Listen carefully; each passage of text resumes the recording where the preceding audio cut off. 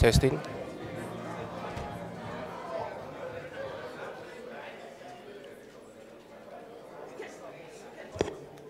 Hello. Good morning. My name is Winston. There is an app to download.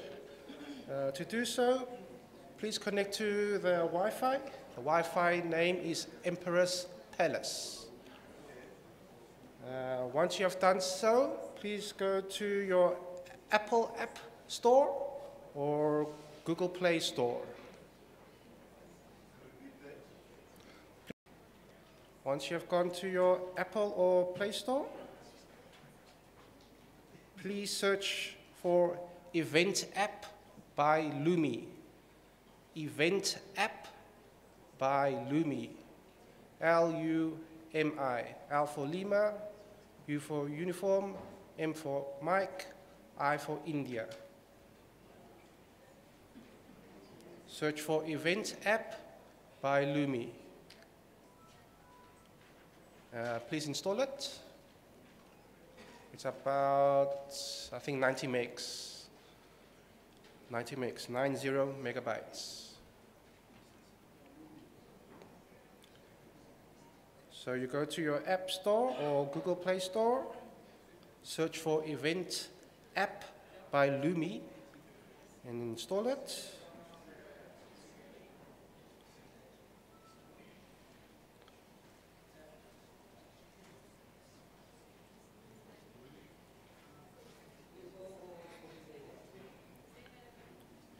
Go to the app or Google Play Store, search for Event App by Lumi. Events, E-V-E-N-T, space, app, A-P-P, by Lumi. It should be a blue and orange icon. Install it.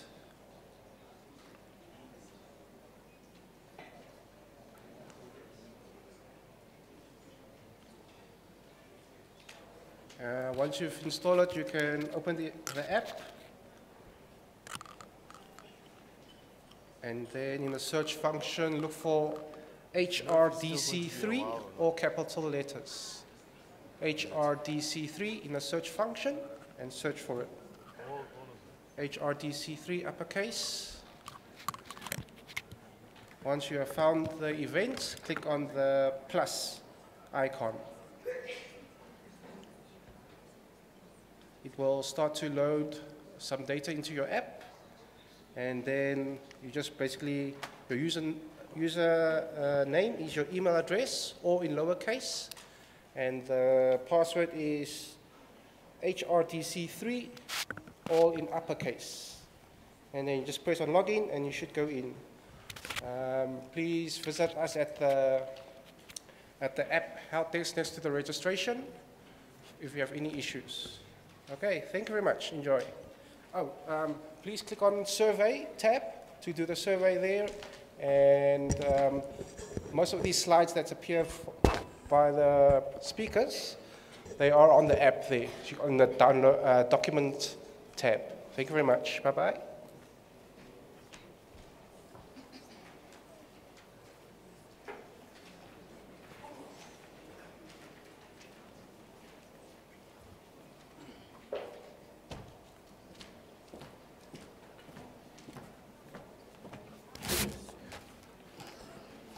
Good day, and we're starting with our speakers. We're running a little bit 15 minutes late, and that's not bad. I've already talked to our speakers that they're the only thing that stands between us and lunch. And we have 4 speakers before lunch. The next speaker is they still retain their 20 minutes, so we won't change that. Prof. Mike Rogan, Associate Professor, Rhodes University, Pathways Through Education, Training and into the Workplace. That's what he's going to be talking about. Michael Rogan is an Associate Professor in the Nail Agate Labor Studies Unit, NALSU, within the Institute of Social and Economic Research at Rhodes University. He's also an Honorary Research Fellow at the HRDC Education and Skills Development Research Program and a research associate in the Global Research Policy Action Network, Women in Informal Employment, Globalizing and Organizing, WIGO. He holds a PhD and a master's degree in development studies and a Bachelor of Arts in International Studies from the University of Washington in Seattle. Professor Rogan's work over the past 5 years has focused largely on informal employment, gender, poverty, food security, education and skills development, and survey design. Please, let's welcome Professor Rogan.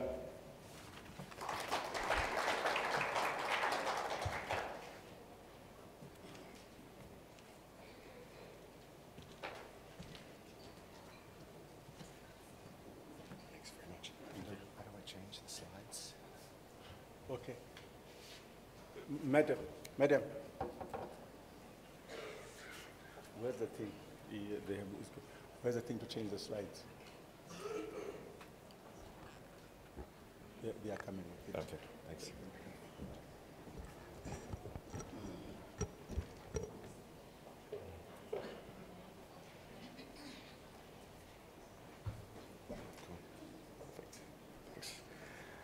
Good morning.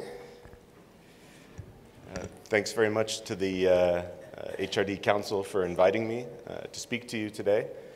I hope you'll excuse me. I work in a university environment. It's a bit difficult for us to remember protocols and things like that. So let me just say hello to everyone and thanks to everyone for coming. And that should cover it, I hope. I hope to accomplish two things here. The first is really to set the context for the discussions we're going to have over the next few days, and I think really just providing some figures behind what the previous speakers have said. And the second is to describe just very briefly some of the research that we've undertaken on young people and skills development in South Africa. First, just a little bit of advertising. The research that I'm going to describe comes from a fairly unique partnership called the Labor Market Intelligence Partnership, which is a collaboration between the Human Sciences Research Council, funded by the Department of Higher Education and Training, and involving a large number of South Africa's universities, obviously my university as well, Rhodes University. There are 6 themes to this research.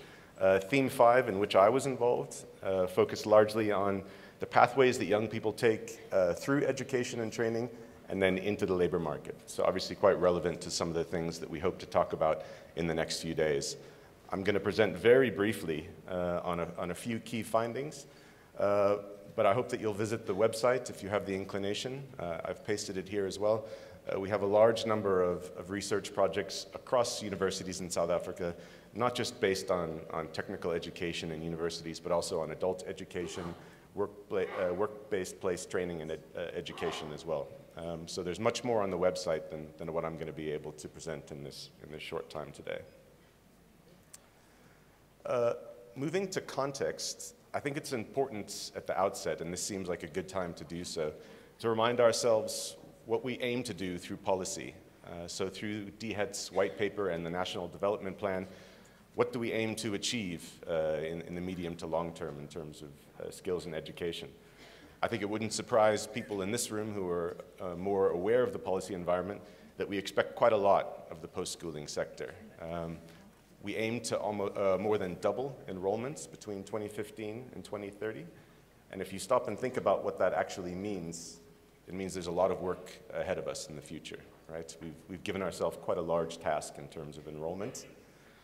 It's not just the increase in enrollments. We also aim to improve and expand access to vocational education in various forms, the technical colleges certainly, as well as adult education. And then in the university sector, we're looking for almost a 3-fold increase in enrollments in particular subjects. Those of you not from South Africa would call these the STEM subjects. Here we call them science, education, and technology, SET subjects. And I think you'll agree that that sort of builds quite nicely on some of the themes about the future of work and the ever-changing nature of employment. So that's what we aim to do. Why did we feel the need to increase this enrollment? Well, I think most people here, and these are data from the World Bank's open access site, I think most people here are aware that we generally don't fare very well by international comparisons in terms of access to and enrollment in tertiary education and training. If we look at the sort of typical international league tables, South Africa is always in the bottom half. But what I've done in this particular presentation is rather focus on countries that we often compare ourselves to, other middle income and emerging economies. So if you take a look at the graph I've put together there and you start on your left, you can probably see the tall black bar, right? That's the tertiary enrollment ratio of high-income countries. As you can see, it's fairly high. Somewhere close to 70% of young people in some sort of tertiary enrollment. As you move to the right, you see a decrease as you move to middle-income countries, and I've specifically included some of our BRICS partners in there as well. So you'll see Brazil and China there, somewhat below the OECD countries, but sort of in the middle of the distribution. If you can see the next black bar, sort of in the middle of the screen, that's the tertiary enrollment rate for middle-income countries, the category in which, in these types of lists, South Africa is typically included. Moving farther to the right, lower and lower rates of tertiary enrollment. We can see the next black bar is for lower and middle-income countries, right? So this is South Africa plus countries that have less income than us. Immediately to the right of that, you can see a neighboring country, Botswana. First speaker of the day from that country.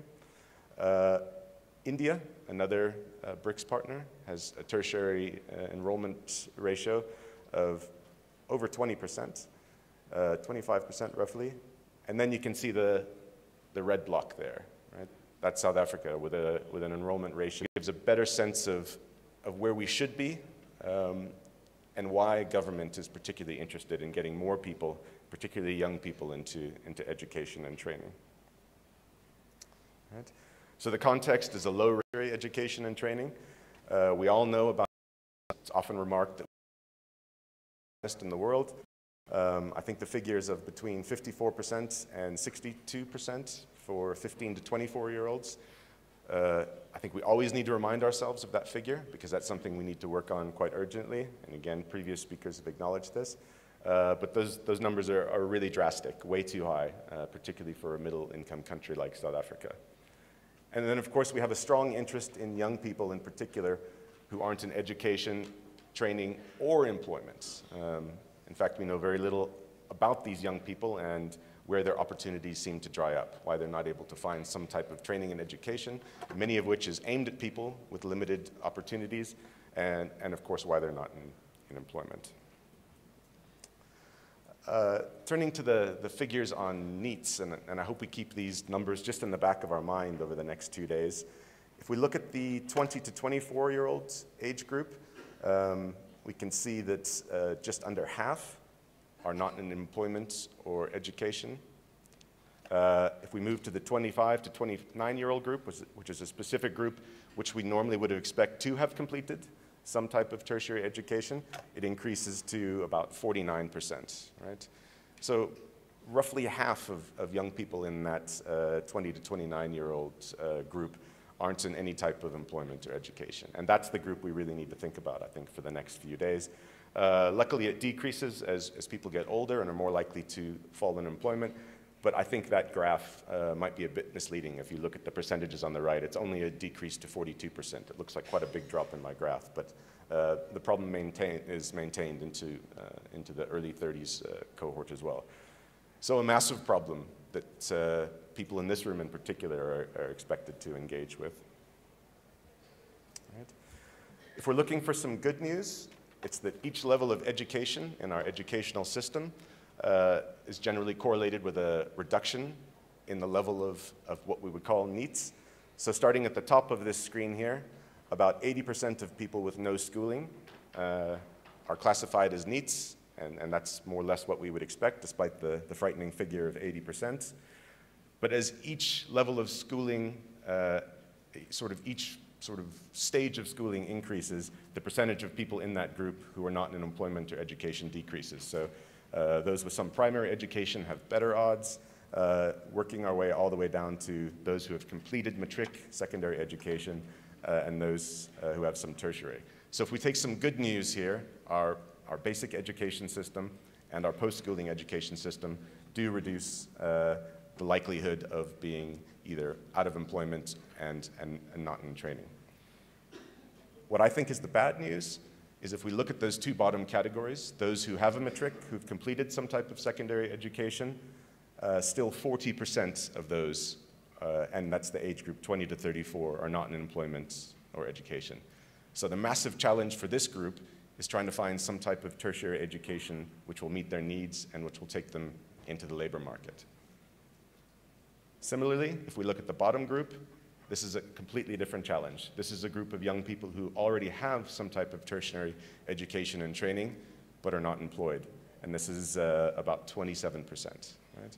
So there's good news embedded in this slide, but I think there's a call to action in those last two steps. There's still a lot more to do to get people into training in the labor market, and then once they have that training, to find ways to help them find appropriate employment. So I'm just going to end now with a few findings from our own study. This is, again, theme 5 from the Labor Market Intelligence Partnership. All of the studies across the universities and the HSRC and linked with some of the ideas we've discussed with DHEAD along the way aim to answer two general questions. The first is, why are so many, or why are particular young people not either in employment or education? So speaking to those top bands in the previous chart. And the second one is, why is it that even some people who do have some type of tertiary training and education, why are they not gainfully employed? So most of the projects, and again, I hope you'll visit the website to see how our various contributors tried to answer these questions, but I'll just give you a sort of brief snapshot in the time that I have left. All right, so here are a few selected findings. This first one, I hope you can read it, but I'll talk you through it. This is a study based on schooling and university by colleagues from Stellenbosch University, and they were interested in the question of why is it that so many young people don't go to university, perhaps even those that qualify to do so. And I think what they're trying to say is that there's a real blockage in our education system which links schooling to universities. So the numbers will be small, but if you look at the very bottom of the graph, you can see a long gray column, a row. That represents every 100 learners who started school in roughly the early 2000s and who should have written their matric results in 2008. So for every 100 of those, only about 67 write matric, right? So already if we're wondering why people don't carry on into tertiary education, we have to acknowledge that a lot of people don't make it through schooling. The next bar up is those who pass matric, and you can see the bar gets smaller and smaller, right? So of those who write, only a small proportion end up passing. Even smaller than that, 12 out of that initial every 100 have some sort of qualification or matric pass which will let them enter a university, either through a diploma or a bachelor's degree pass. Right? Above that, only 8 people out of that initial 100 complete some type of university undergraduate certificate, whether it's a diploma or a degree. And the very top one above that, out of that initial 100, only 4 will go on to complete a degree in 6 years from passing matric. Right? So I think this shows very starkly where some of the bottlenecks are in accessing university from the South African school system. So I think the challenge here is to apply our minds to where we can sort of gain some purchase, where the victories that we need to get in order to get to obtain to get that smooth transition from schooling into university. Another way to look at university enrollment and try and answer that question of why some people aren't able to progress to university is answered by colleagues from the University of Cape Town. They looked at recent matriculants and tried to understand how academic performance was linked with the ability to go to the university. So on the bottom, on the x-axis of this graph, is a marker of academic sort of ability, and then on the y-axis is a marker of the probability of attending a university in South Africa. So this is amongst recent matriculants. Right? And if you can see the top green line there, that's what we want. That's what should happen. As your academic ability increases, your probability of going to university increases. But it's worth noting that that green line represents recent matriculants from high-income households. So that's just to say that amongst our high-income learners that go to good schools, the transition is exactly as we'd expect it. If you do well in school and you have good academic progress, you'll probably go to university.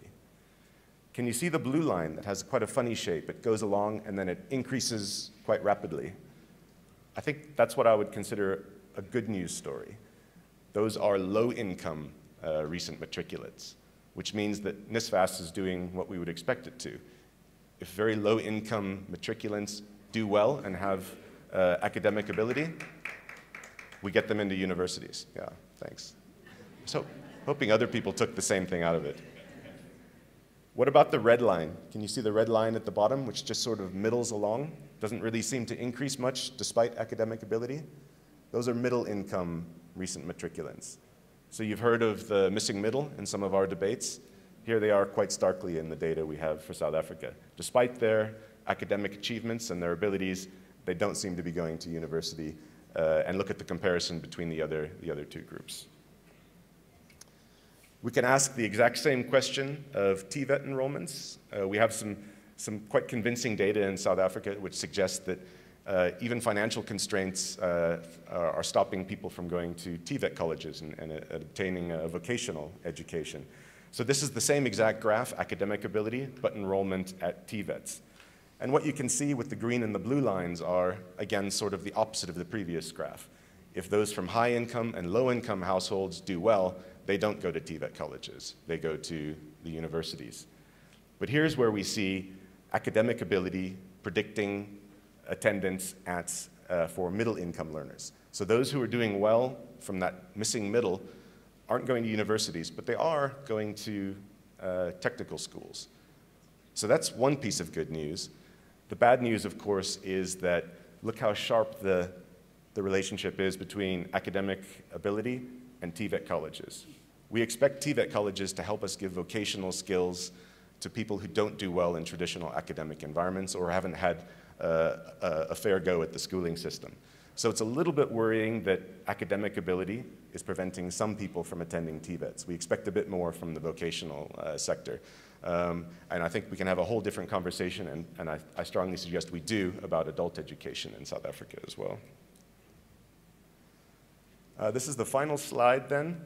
This is a study that we undertook at Rhodes University looking at the employment outcomes at 2 universities in South Africa. So now this is shifting the focus away from access to vocational and higher education and looking at what happens to people once they complete a degree and whether they find employment. So we conducted the research amongst graduates from Fort Hare and Rhodes University, and we followed them 3 or 4 years after they graduated to try and find out whether they had employment and what type, and whether it was related to what they studied. There's often a narrative in the PSET sector that people are studying the wrong thing. I don't have time to go into detail here, but if I can ask you to look at the very far right of the graph, you see the gray column there which says 20%, and then the small black column which says 6.8%. Those are the unemployment rates of graduates from Fort Hare and Rhodes University, respectively, with the same level of study and the same level of degree. That means the graduates, these are people who actually have university degrees, have an unemployment rate of 3 times those of their colleagues down the road at Rhodes University in Grahamstown. And I think this is quite a stark finding, and it sort of reinforces a lot of what we found in the previous literature about a lot of unevenness within our system, both in the technical colleges, but particularly at the universities. We have a highly uneven system. So which university you attend, unfortunately, even controlling for other factors like what you studied, what type of schooling background you had, comes out, right? We don't have the same opportunities in the labor market depending on which type of institution we attend. So those were some attempts to answer those 2 questions. There are many more on the websites, including the full reports behind these sort of snapshots. This is the way we attempted to answer those 2 questions, and I think there's a lot to sort of take forward, and I hope this is what will be the focus of the breakout groups. But if I had to make some sort of broad conclusions with the 1 minute and 12 seconds I have left, it's that, you know, in answering why people don't get a fair chance to get tertiary education and training, and why some of those who do still don't get a smooth transition into meaningful employment, I think we have to acknowledge that there's a lot of unevenness in access to higher education and vocational training. And my 2 colleagues, groups of colleagues from Stellenbosch and UCT have shown that quite well, I think. Covered in almost all of the studies under the LMIP Theme 5, we see a persistence of inequalities in race and schooling quality. The schooling quality you obtain stays with you through your tertiary experiences and even into the labor market. So that disadvantage is something that we have to learn to address if we want to make the most of our human resource capabilities in South Africa. And then finally, I think we need to look to other contexts, and DHET has been really strong on this and trying to help us think of ways to do this through things like the LMIP, developing partnerships with the university. We need to figure out how to get more and better data so that we can start to answer some of these questions, so that groups like this have something firm that they can take forward to develop policy and suggestions. So thanks for your time.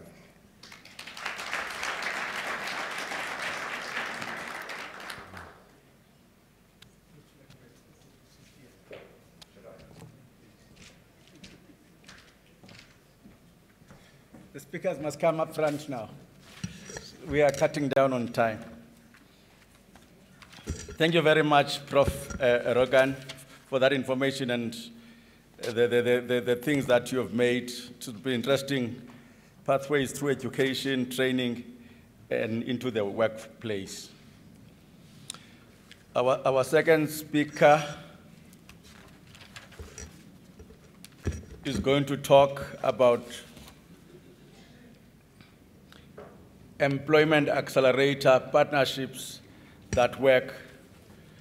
Ms. Nicola Galombik. Ms. Nicola Galombik is a founder and board chair of Harambee Youth Employment Accelerator and executive director at Yellow Woods, an investment holding company with businesses in the financial services, restaurant, and leisure sectors. She is responsible for inclusive and sustainable growth and positive social value creation across the Yellow Woods business and investment portfolio. Please, let's welcome Ms. Nicola Galombik. Thank you. Thank you. Well, thank you, and good day to everybody. I'm also going to say all protocol observed. That's not my slide.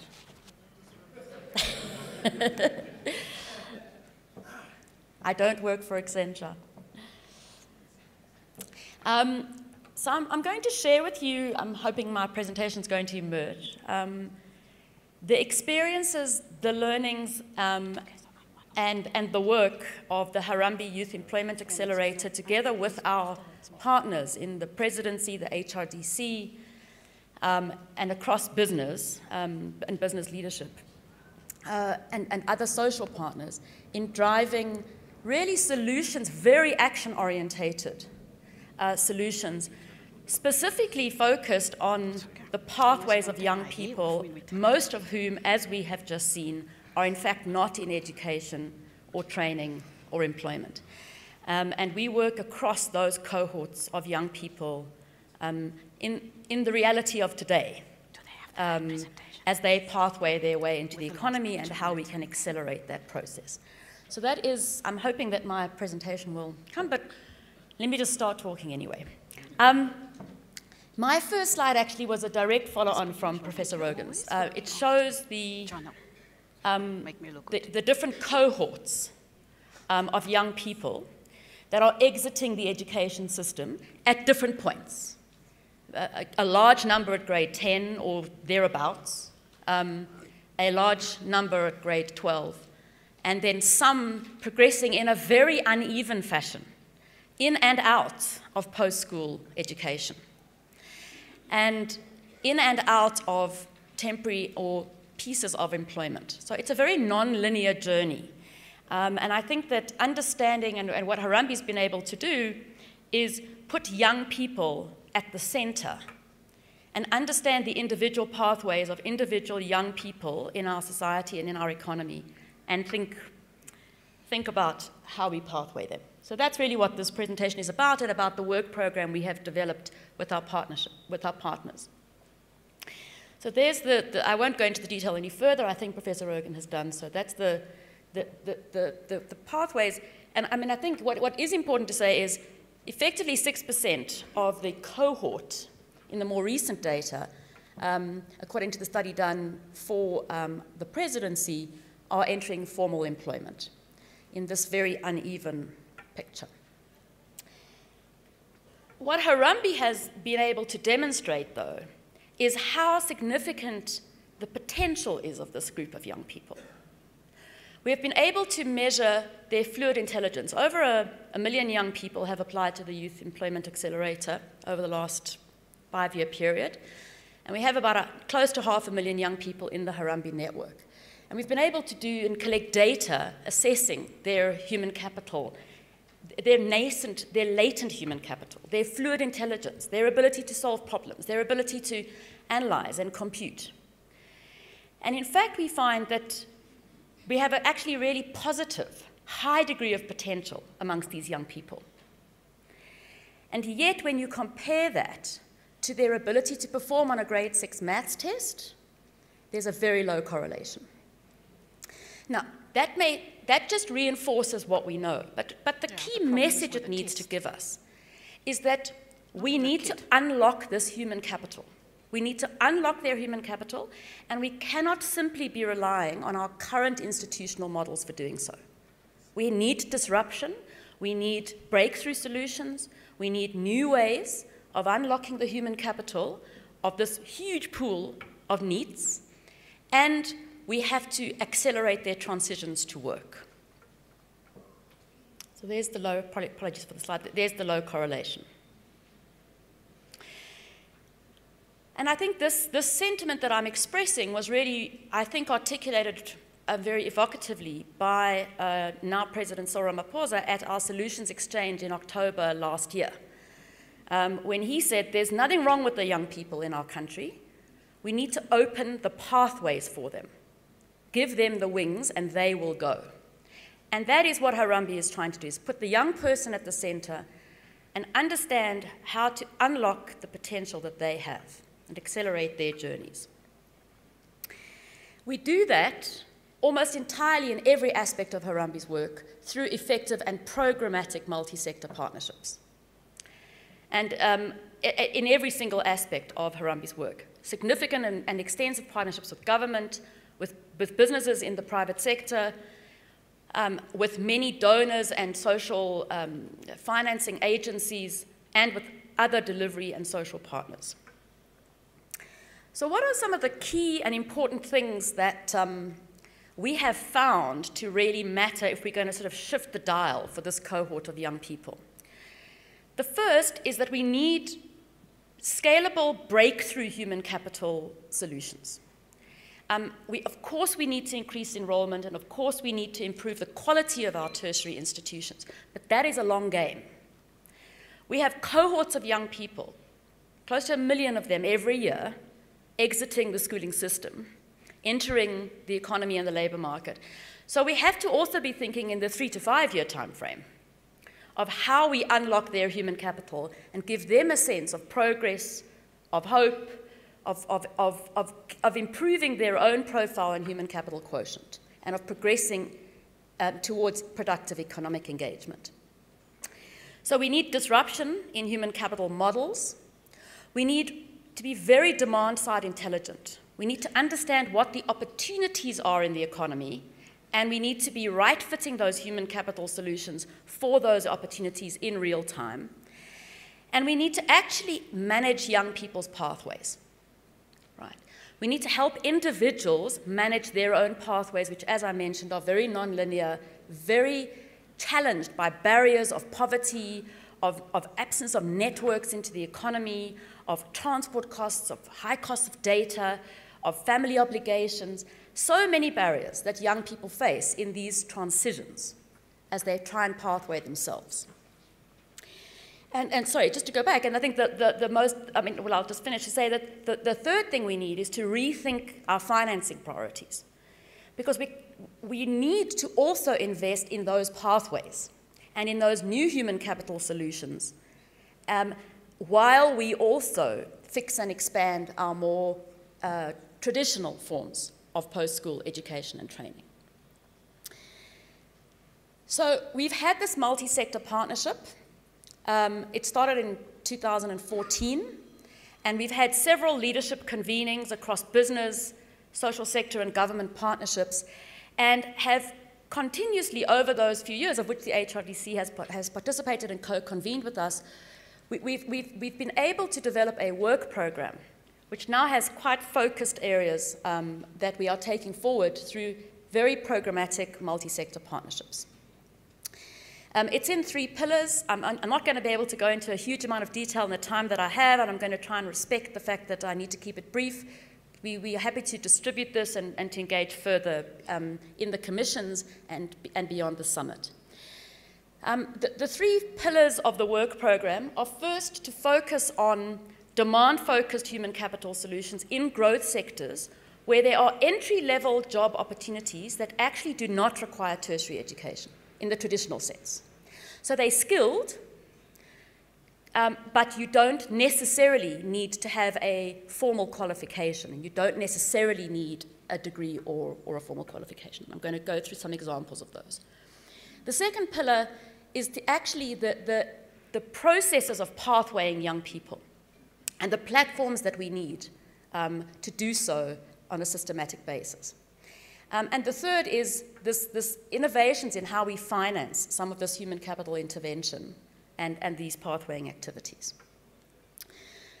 So in Pillar 1, the areas that we focused on is advanced sales and service and business services, digital technology and analytics. These are all growing entry-level job families, right? So these are areas where, despite our low growth in the economy, we are growing youth labor-absorbing jobs. Okay. But we have a demand-supply mismatch on skills, and we think there are solutions to address them that can be quick, that can be more efficient than our current ones, and that in fact can be executed quite effectively through partnerships. So included in that is installation, maintenance, repair technicians and operators, professional social services in health and education and early childhood, and areas, junior managerial roles and other kinds of skilled roles in tourism, conservation, and environment.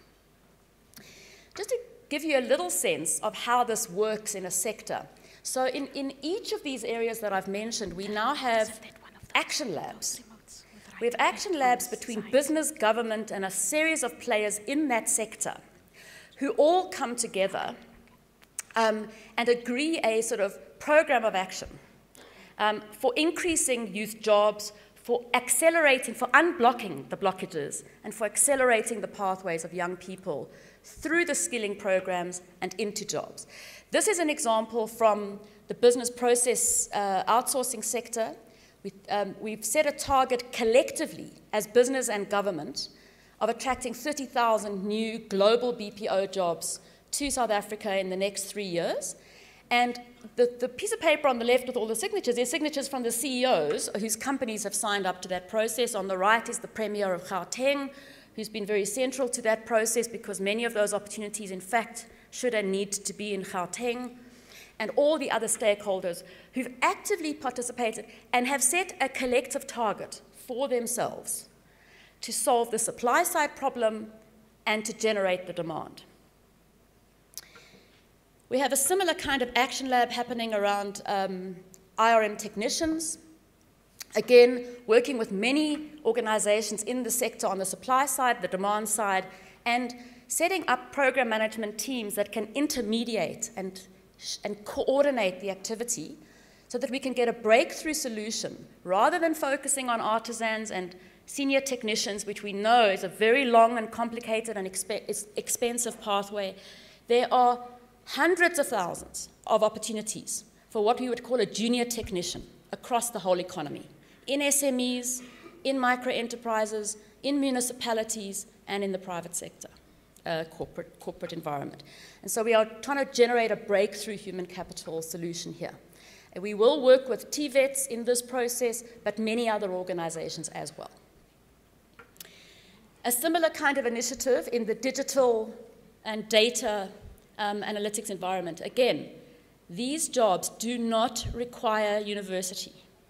We have very successful training programs in South Africa that are getting young people into data analytics, junior data science, coding, junior programming, pathways, cybersecurity pathways, and and they can get jobs. They can get very well-paying jobs without going through a formal tertiary institution. And you can then use that workplace as their next step in their journey and on their pathway into the digital economy. So those are some of the examples. The last one I wanted to share is in what we call the social and care economy, roles in education, early learning professionals, auxiliary health workers, and a range of other roles in the health and education sector where, again, not a formal tertiary education required, but fast, fairly low, relatively cost-efficient skilling programs and transitions immediately into paying work. So it's this transition from learning to earning that we are most focused on and trying to actually find the shortest possible interventions that are needed to transition a young person from learning to earning. Not the most qualifications, not the most education that they need, but in fact the least. That they need to get their first job, to get into work and learn in the workplace. In terms of Pillar 2, which is our pathways initiatives, I think they are very exciting and very important proof points happening. Obviously, the Department of Labor is a national clearinghouse for young NEETs and for young people. Harambee has developed a very extensive pathway management platform and is scaling that nationally. We have a very successful partnership through TEPO 1 million with the Gauteng province of working at a city level to run pathway platforms and clearinghouses at a city and local economic hub level to pathway all the young people in that environment into the multiple opportunities that exist. And this is an example of what the Harambee Pathway Manager platform looks like. It places the young person at the center, and it is an ongoing process. Think of it as a combination between a jobs portal, LinkedIn, and a LinkedIn kind of network, and an opportunity to know and find out about all the opportunities you can pursue for young NEETs in our economy.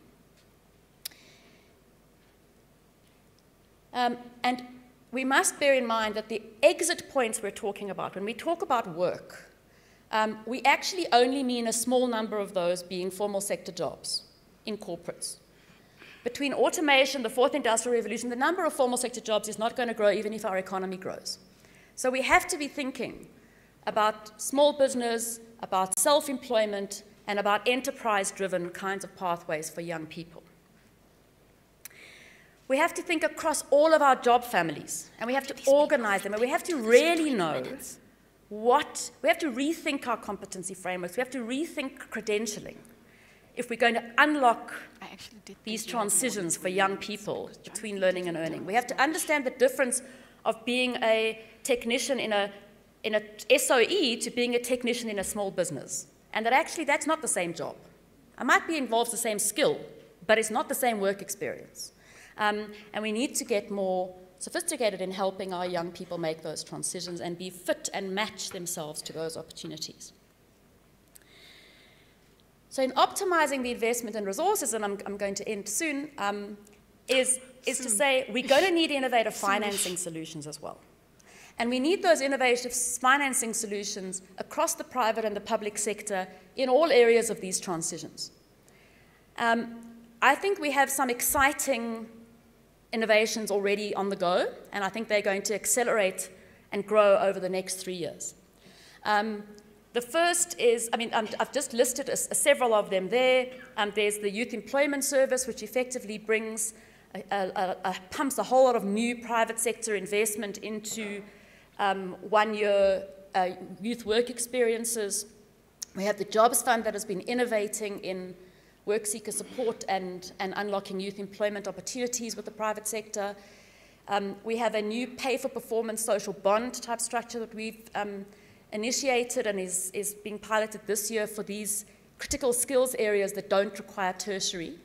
And we have ISFAP focusing on that missing middle group of tertiary students. So I think we have already an arsenal of very exciting initiatives that are coming out of these multi-sector processes. And so I really want to, the message I'm really sharing is, we've been working on solutions. I think our challenge now is to just keep coming together to make the few things we've agreed to do happen, to execute them well, and to get some significant results together as partners over the next 3 years, to give us the confidence that we can meet our targets for 2030, that we can create the platforms we need to take us forward to our targets to 2030. We need to get some wins right now. We need to get some wins. We need to do some things successfully. And I think we have in this work program a set of opportunities to do that. So I look forward to us engaging further in the commissions and hopefully to taking some of them forward. Thank you.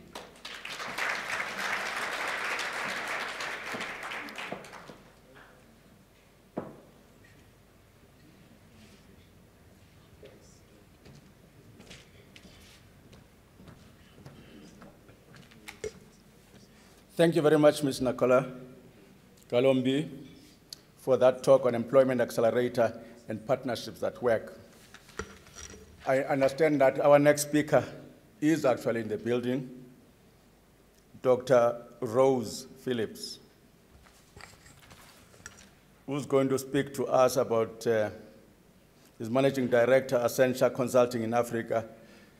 We're going to talk about digital puts 1 in 3 jobs at risk. Digital puts 1 in 3 jobs at risk.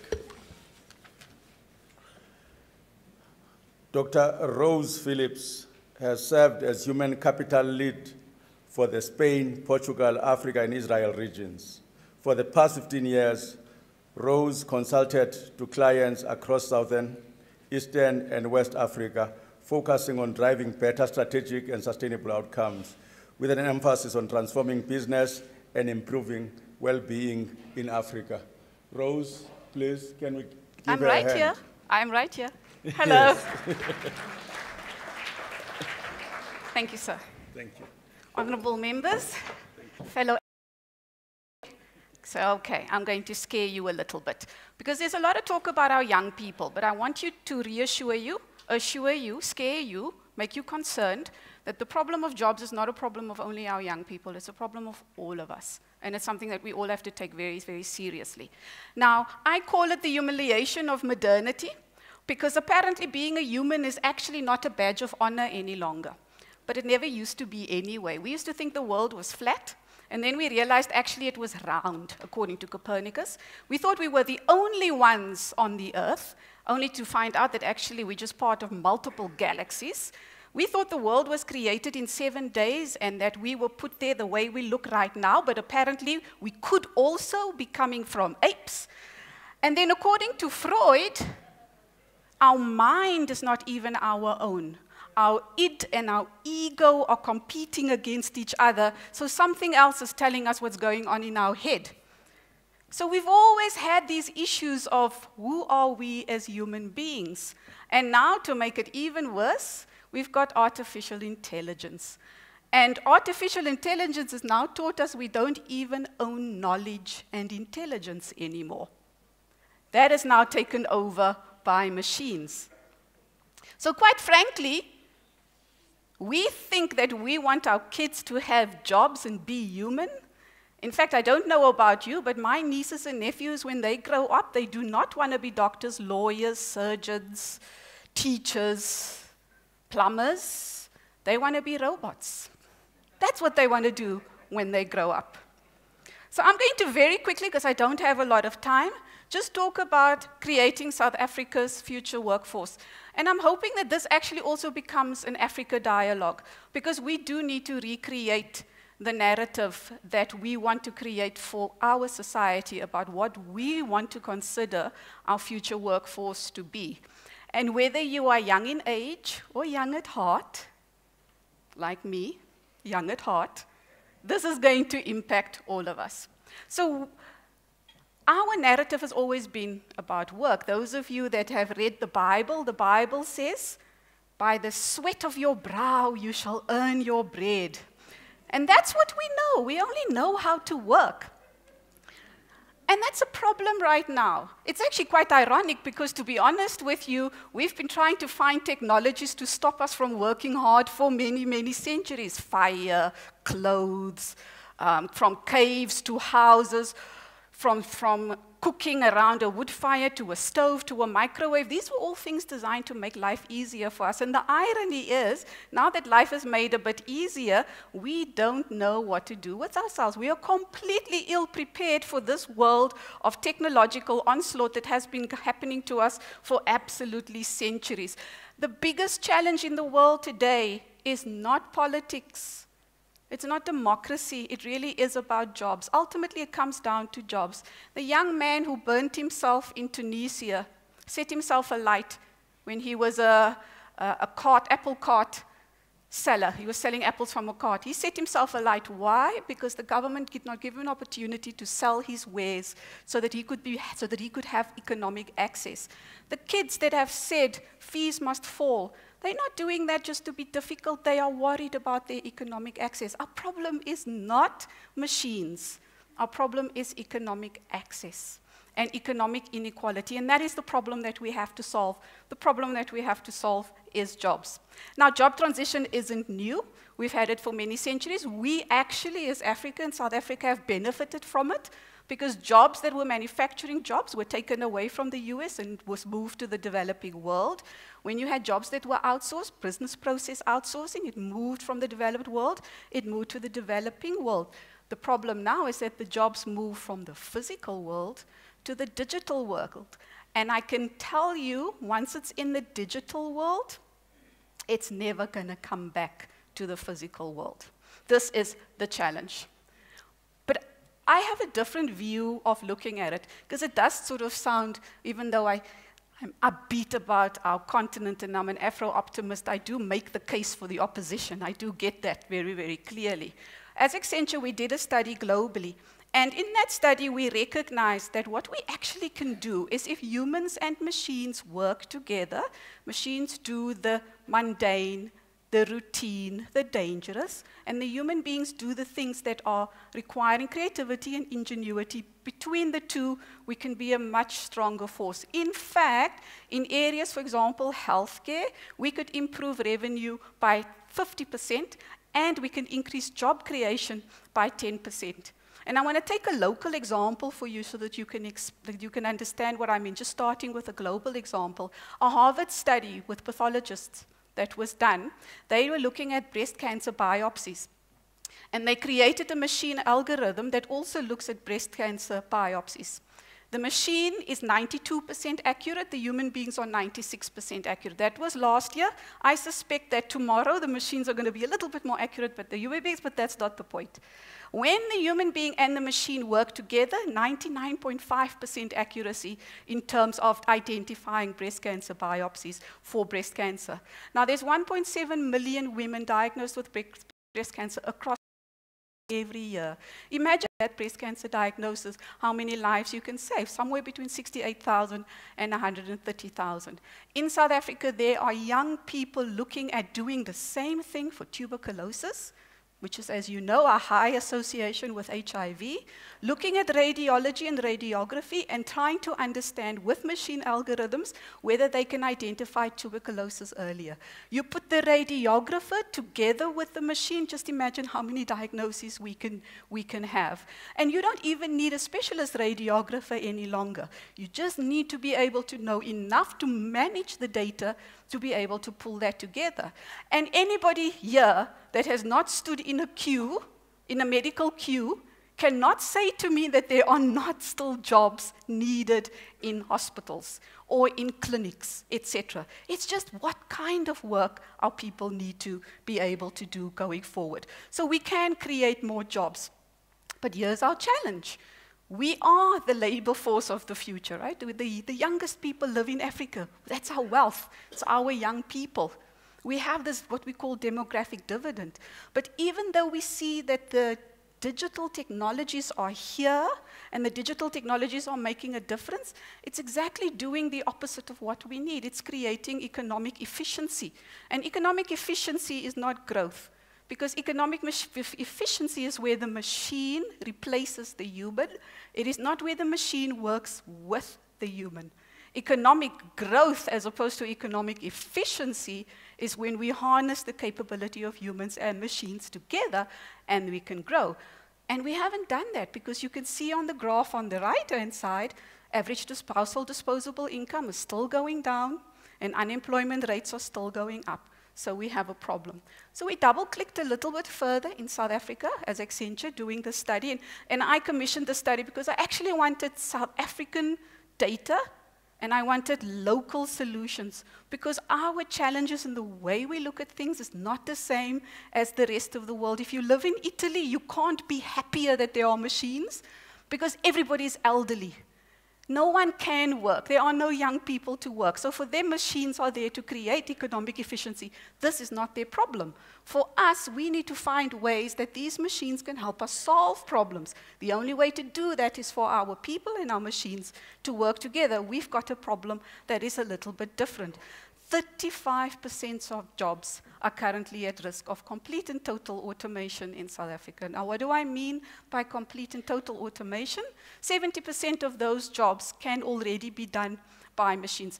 Let me correct myself. It's not the job. It's the content of the job. Because you know that your job is made up of activities. It's not just a job. It's activities. 70% of the activities in that job can already be done by the machine.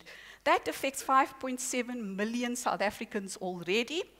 And if you juxtapose that with an unemployment rate of 27.7%, do you understand why I asked you for a license to scare? This is scary. But let me make it even worse.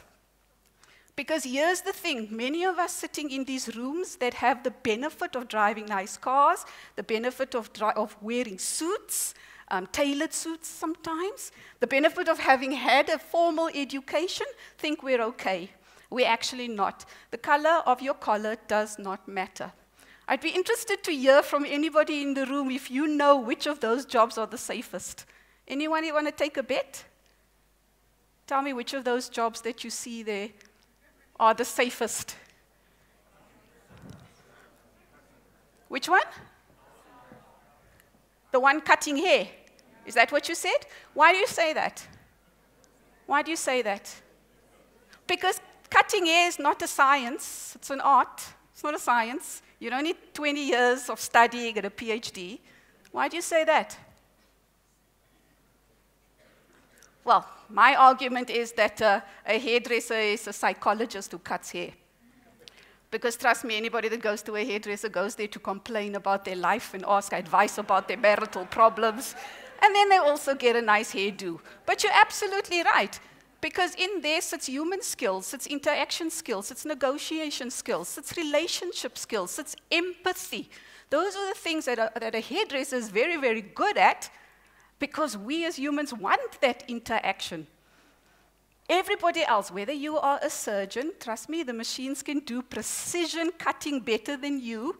Whether you are a machine operator, trust me, the machines can operate on their own. Whether you are a welder, if you are still welding, trust me, there's a 3D printer that can print the next version of what you are welding in 5 minutes. It really doesn't need you any longer. So all of those jobs, even traders, you know, machines do most of the trading on the stock exchange nowadays. It's not even human beings that do that anymore. So we have to rethink, all of us, not just our young people. All of us in this room have to think about our position in the future. I don't have time to go into the details, but I do think that you will get the slides, so you can get to see a little bit about the detail that I'm talking about. If I had time, I would have told you a little bit about Mapule, because Mapule is probably a little bit like some of us in the room.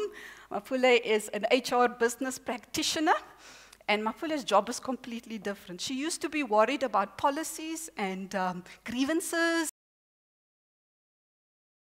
sitting in her HR, be able to have very good skills in our country.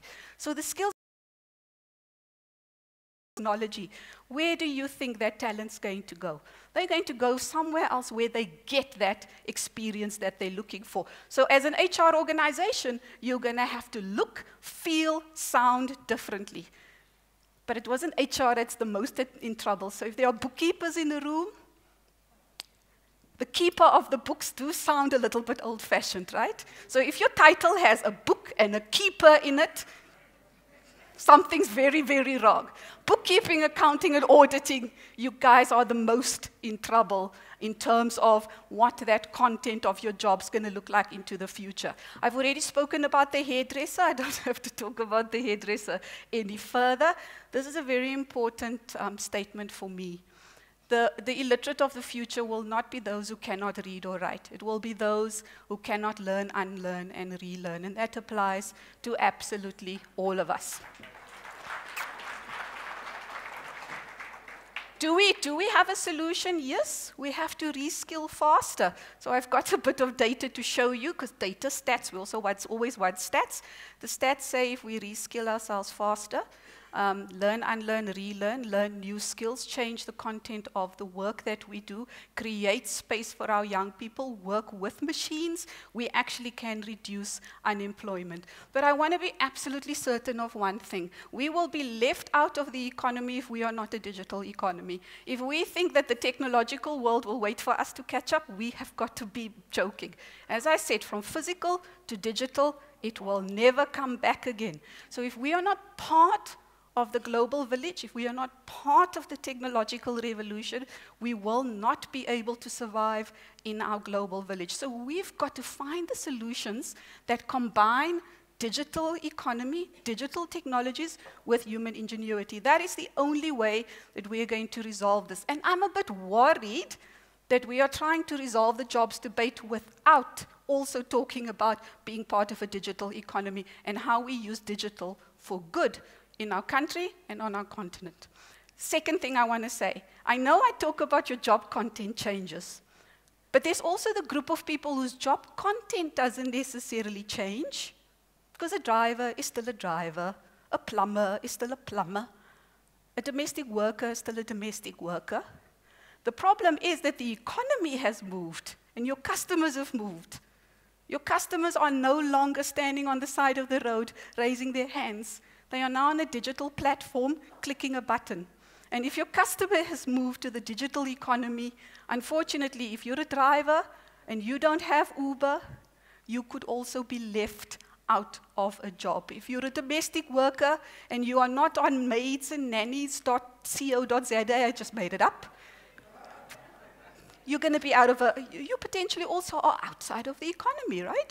So this is a problem. I don't want people to think that it's purely about the machine taking away the job. It's also about the way that jobs are now constructed and how organizations look. So work used to be a place to go, and now it's a place where we connect virtually. Maidsandnannies.co.za connects virtually. Technology is uncoupling work from finite hours. One job, one employer for life, old school, forget the gold watch. No one cares about it any longer. 30 years in one job for a gold watch doesn't cut it. And then finally, your co-workers, and the previous speaker said that as well, your co-workers are not just permanent employees that have an employee number. Your co-workers are going to be machines, and they're going to be freelancers, people who give you hours, not their life. And you're going to have to change your organization around so that you could deal with these people that give you hours instead of their lives. Okay, now I'm going to I think I should finish, right? Because I've got lots more to say to you. Let me just say this. Anybody who thinks that people don't want change, you are also mistaken. Because the best economists, the people who understand demand and supply, are the people who live and work closest to the ground. You go ask a petrol attendant about demand and supply, and they will say to you, if I don't change how I behave, then something will take my job. And petrol attendants have been around for a long time, so they know how to fight technology or how to remain relevant. So we've got to bear in mind that people do want change. If you ask leaders, they say, my employees are scared of technology. They don't want change. They don't want to learn. That's not true. Employees do want to learn, and it's incumbent on us to help them to compete in this digital economy. So let's teach students to answer, not just teach students to answer questions. Let's teach them to ask questions. Because if they ask questions, they will see the problems. And if they see the problems, they will come up with African solutions for those problems that there is no book being written for. So if we work with the machines, and we take the data that we get, we can come up with new solutions, new processes, new business models, new products, new services that can completely disrupt, and we can create new jobs. I've got the skills that we can talk about, but I will show that a little bit later. We'll talk about it later. I think we've got a session this afternoon. We did a study just to understand, using big data, what are the different skills, and that learning to earn, it comes up here as well. But most importantly, this is an infinity sign for the mathematicians: learn, unlearn, relearn, continuous learning. At the center of it is cultivate a growth mindset, which is tenaciousness, perseverance, change readiness to be able to cope in this world. But what do I ask of you? We need leadership. We could talk about skills till the cows come home. We need leaders to lead the change. Otherwise, we are only going to be reactive. So we need to be responsible in how we think about replacing humans with machines if we are in charge of corporates. We need to be responsive. We need to act now. And we need to be able to respond. So we need to be response-abled to take this forward. I'm not going through this because I've already spoken about it. I'm going to close by saying that we have an opportunity to move from our digital divide and turn that into a digital dividend if we can just resolve our access problems, because it's our access gaps that are creating our poverty traps. And if we can give people economic access, which is still through jobs at this point in time, I don't know, we can't all be Kim Kardashian that just walks around and that's how she makes a living with people following her, right? But that might be the future of what a job really is. But at this point in time, it isn't. We've got to figure out how to solve that problem. I want to end with this. We don't talk about people enough. We just call it people.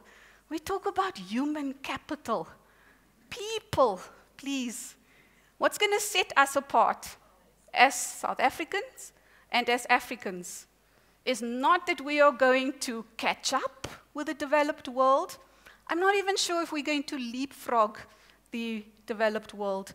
I think that we have to reimagine what digital means for us. It might be done with.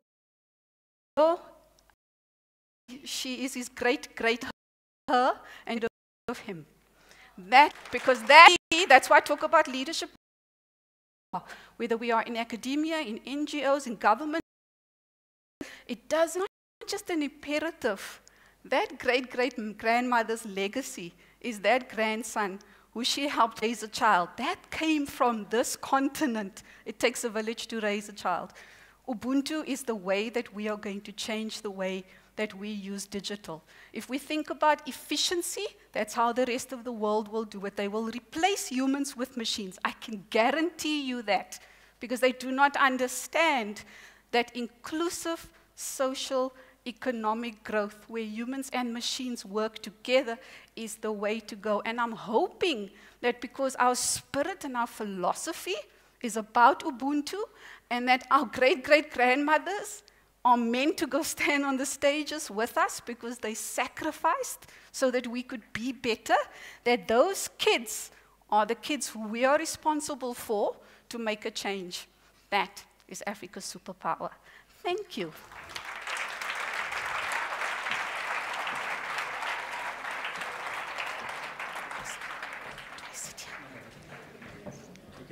May I? Okay. Thank you. Thank you, Dr. Rose Phillips, for digital puts 1 in 3 jobs at risk. The next and final speaker for this session is Dr. Phil Mjwaha, our Director General from the Department of Science and Technology, who in that capacity is responsible for all the science and technology policy in our country. Dr. Mjwaha.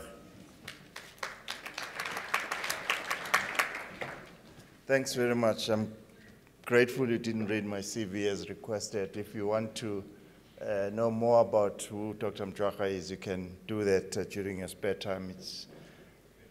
I wanted to respond to the request by the organizers to just spend a few minutes sharing with you what is it that we're talking about when we talk about,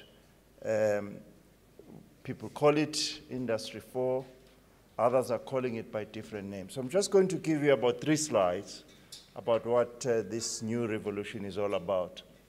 What you see in the slide is a number of technologies which have been, in certain instances, around, and some of these are just new technologies. So you can see that things like cloud computing, you can see the Internet of Things. These things have come out in the last 2 or 3 years, autonomous robots, artificial intelligence, and so forth. The majority of these technologies in these slides tend to be in the digital world. And therefore, in most instances, when people talk about the next industrial revolution, they think it's just the convergence of the digital technologies. It's just one part of it. What I'd like to show in the next slide, which is how we would like you to think about the next industrial revolution, is that it's the convergence between these digital technologies with the physical system. So we call it a cyber-physical system interaction. I'm just perhaps going to spend a few minutes explaining what I mean. On the extreme left, as you can see, it's how the digital technologies and their convergence are interacting with the manufacturing world. In the second one, it's how these digital technologies and their convergence are interacting with the biological system, and then, of course, the other one is the digital world as we've described it. And therefore, we should always remember that it's more than just the digital technologies on their own. And I will probably, in the slide after this one, spend a bit more time perhaps giving you examples of how different countries, therefore, have interacted with the cyber-physical systems. Again, this is what most of you are familiar with, which is the different waves of revolution, starting all the way, of course, from the first one when the steam engines were discovered, and then, of course, people started to move from doing agriculture in the olden days, and they started to introduce, and then the cars, the internal combustion engine, followed. The third one, of course, was the computer and automation, and that's why we are now in the cyber-physical system. If I do speak to the academics, you will find that each of these revolutions are underpinned by scientific breakthroughs, whether it's Maxwell's equations or whether it's statistical mechanics. But for you as an audience, I would spare that detail. But all of them are underpinned by some breakthroughs in the fundamentals of understanding science. But before I go to the next slide, then, just let me go back to different countries and how they engage with this next industrial revolution. You would find that if you read articles in Japan, they would call it Society 5.0. So they're not talking about industrial and technological things. They're talking about society and how society in the future is going to be affected by these technologies. And maybe that's the point you talk about, Rose. If you go to places like Switzerland, you will find that they're focused on the industries that they have in Switzerland, and in particular, they're focused on the areas of health. A couple of months ago, I had an opportunity to go to one of their institutes called EPFL, and they were doing 2 studies at the time as part of this cyber-physical system. The first one is they were simulating how the brain works. And they told us, again, I cannot spend time telling you how you construct the brain, but the brain is really made up of neurons, chemical sensors, as well as electrical sensors broadly. The other things are just the feedback loops in the brain system. They told us that they now understand about 13–14% of how our brain works. And even before they go to 20%, they are able to already identify through this experiment certain diseases that are driven by our neural degeneration, Alzheimer's being one of them, and there are many, many, many, many others. So again, if you are in the health sector, you already know that some of your work or some of your competitiveness, Accenture, is going to go down if you're not part of that global endeavor to look at how the brain works. The second one, just to give you a sense again of the cyber-physical system in the biological world, they were looking at developing something which is called intelligent prosthesis. In most instances, our hands get damaged, maybe in a car accident, and you get a mechanical hand, and I'm sure you've seen them for people perhaps who have been involved. What they now do is they take this mechanical hand, they put a chip at the end of the hand, and the chip is connected to your neural system, and it looks at how your neural system controls the nervous system, so that this is not going to be a hand that will be controlled mechanically. And I can give you many, many, many, many examples. So I've given you about 2, and then the third one that I want to talk about will probably follow after I've given 1 or 2 South African examples. And I'm sure if I asked in the room, do you think South Africa is involved in some work to prepare for the next industrial revolution? How many people think in the room we are doing some things? Let's just see. Okay, the bulk of the room think we're not doing anything. So let's see if we can change that perception. So if you go to the Council for Scientific and Industrial Research, they've already put this product life cycle management system for the industry. So the industry can go there, and then if you want to do all the planning that is required towards producing a product, they can now go into this digital world, and they can really plan the entire cycle for the production, including visualization, as well as virtual reality, to just get people a sense of what the product would look like. The second example that I want to share with you is an example that shows that we have invested in a number of building blocks for the next industrial revolution. On the extreme left, there are a number of universities and science councils that are working on artificial intelligence in South Africa. So we're not starting from scratch. And I can name them if I'm allowed to do that. The second block talks about the investment that we are making in South Africa about the use of light, and laser light in particular, to manufacture the next generation of products. And I will share that with you, and then I'll give the example of a sad story in Italy around how photonics have interacted with the manufacturing world. And then the third one is synthetic biology, where we're trying to simulate biological processes in the lab, and how those biological processes can give you the next generation of drug treatment. At the University of Cape Town and CSIR, they're doing breakthrough work. And then, of course, in the nano world, in the world of things that are smaller than the human hair. So whilst I think these building blocks are very, very important, you need to create something which we call a convergence technologies platform, because it's where you want scientists from these disciplines to work together to produce the different products that the world works, whether it's in the biological world or whether it's in the manufacturing world. And therefore, I'm already taking you to, this is South African-made machine that is combining laser with powder to produce these products that you see. So it's in partnership at the CSIR with a company in South Africa called Aerosud. This company is a supplier to Airbus in terms of aircraft components. They've already asked them if they can manufacture some of the aircraft components here in South Africa digitally. So what you do is you look at an ICT or a computer program that if you like, indicates what the part is going to look like. You then melt the powder, and in a 3D printing, you are able to produce these parts, and it takes half the time that you need if it's going to be done by a machine and people who have expertise in lathe and so forth. They have done something similar in Italy, and they've been manufacturing parts for aircraft. And most of you fly to Bloemfontein, and I'm sure you've seen the table props that go to Bloemfontein.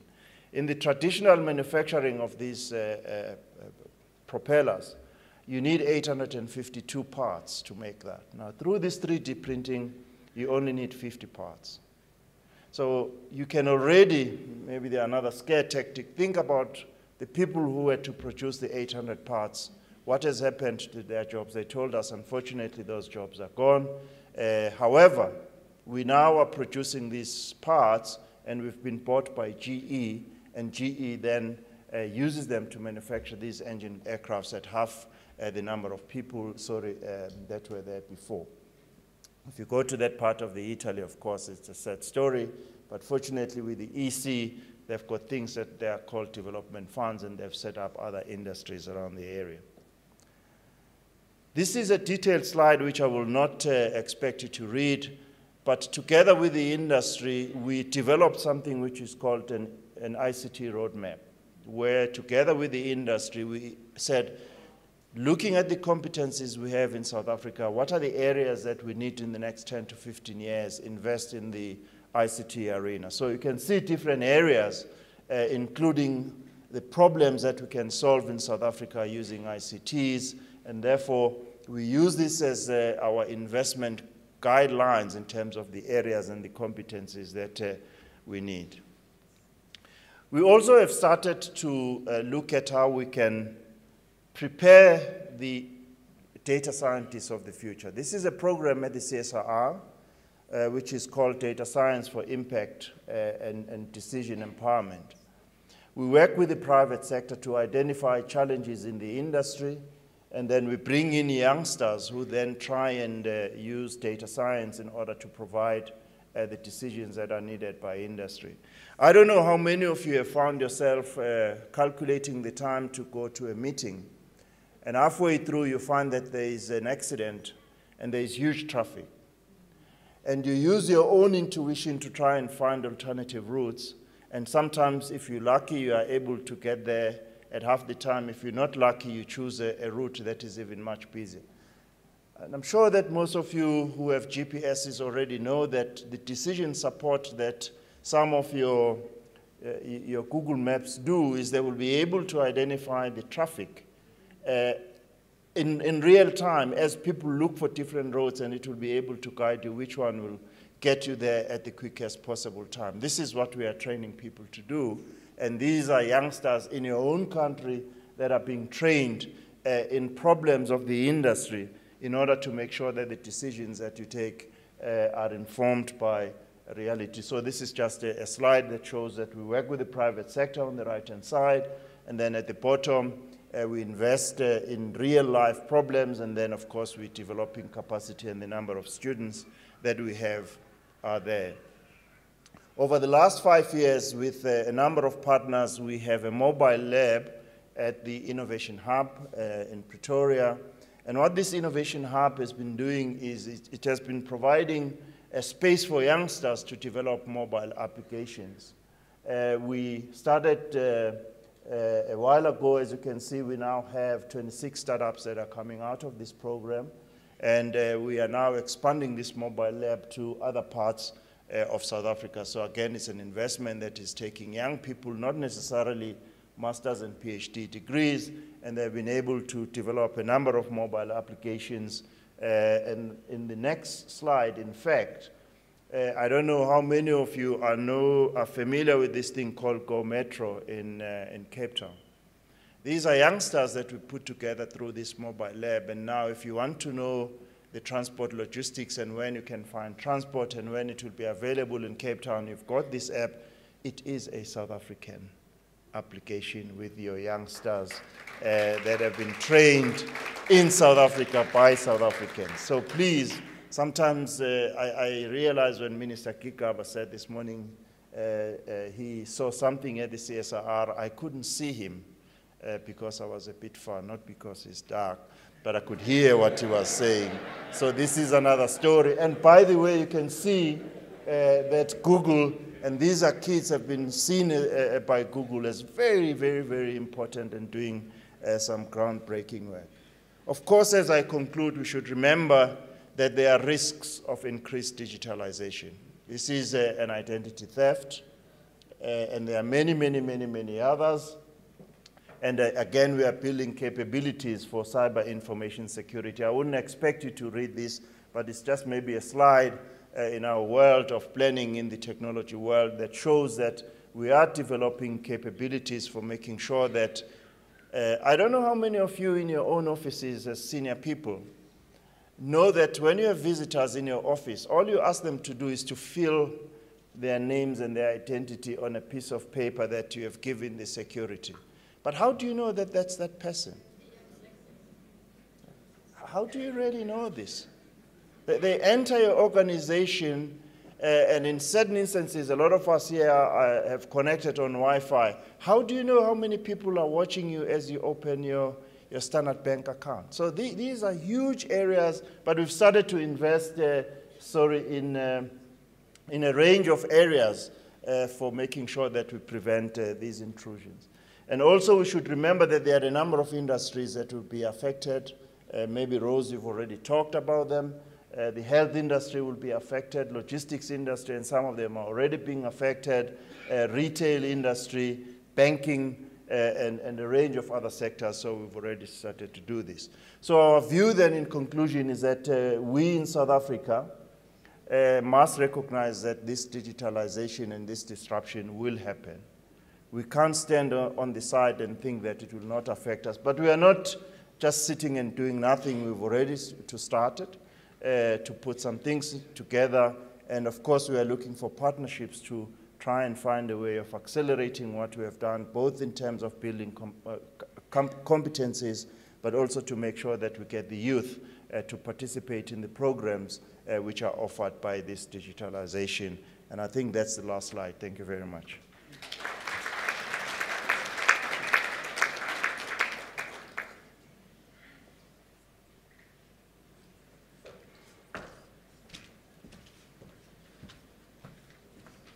Our Director General from Science and Technology, Dr. Phil Mjwara. Can we now take this opportunity to, from the Deputy President to Dr. Mjwara, give all of them for being excellent speakers today. And thank you very much. Can I ask Mandombela to come and give them their presents?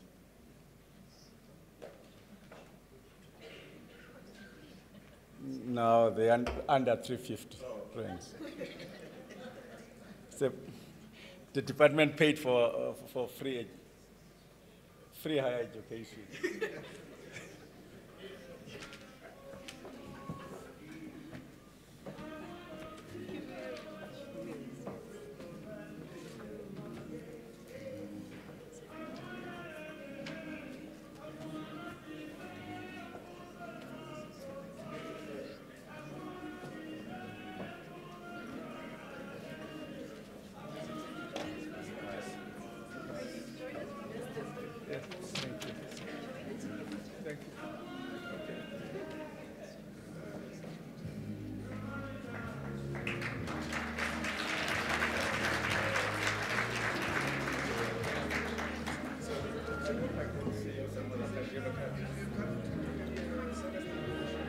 So that you can come, because I'm likely to come and talk to you, but you must also talk in our human resource thing, because I'm likely to come and talk to us about some of the things we're talking about HR, because we're strong on trying to take, but try and talk to you. Thank you very much.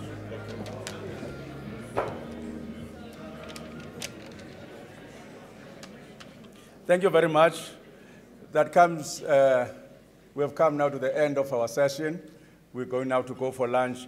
Can I ask Mpho to come forward, please, and just say something about the program in the afternoon and also about lunch. Mantombela, is there something else you want to announce? Yes, can Paul come and announce something about, I have it here. I have it here, Paul. And also about lunch and the afternoon program. Well, thank you very much, Advocate. We had some gremlins that crept into our system as always. As a result, we do not have the titles for commissions 2, 3, and 4. And I just need to tell you what those are. Commission number 2 is partnerships that work, and you have the speakers there. Commission number 3 is on the 4th Industrial Revolution. You have the speakers there. And commission number 4 is on work and learning. Now, commission number 1, which is on youth unemployment and youth programs, is going to remain in this room. Can I just have an indication of how many people, because the other rooms will take only 100 people each, and this is the only room where we can accommodate a lot more people than 100, and there's about 400 of us here today. If I could get an indication of how many people would want to participate in the Commission of Youth Unemployment? Okay, on partnerships that work? On the 4th Industrial Revolution? And on work and learning? Oh, well, I think then, I mean, the 4th Industrial Revolution seems to be the biggest one. So if we could swap and have the 4th Industrial Revolution remain in this room, and then have the one on youth unemployment go to Julia, right behind where we registered this morning, and then Fabia 2 and Fabia 1 and 2 are also right there. So where we registered, if you go behind the rooms on this side, are where we're going to hold the commissions. The commissions will be from after lunch, which I think will be, it is scheduled for 1:30, so we will have the commissions from just after 1:30 until 5 o'clock.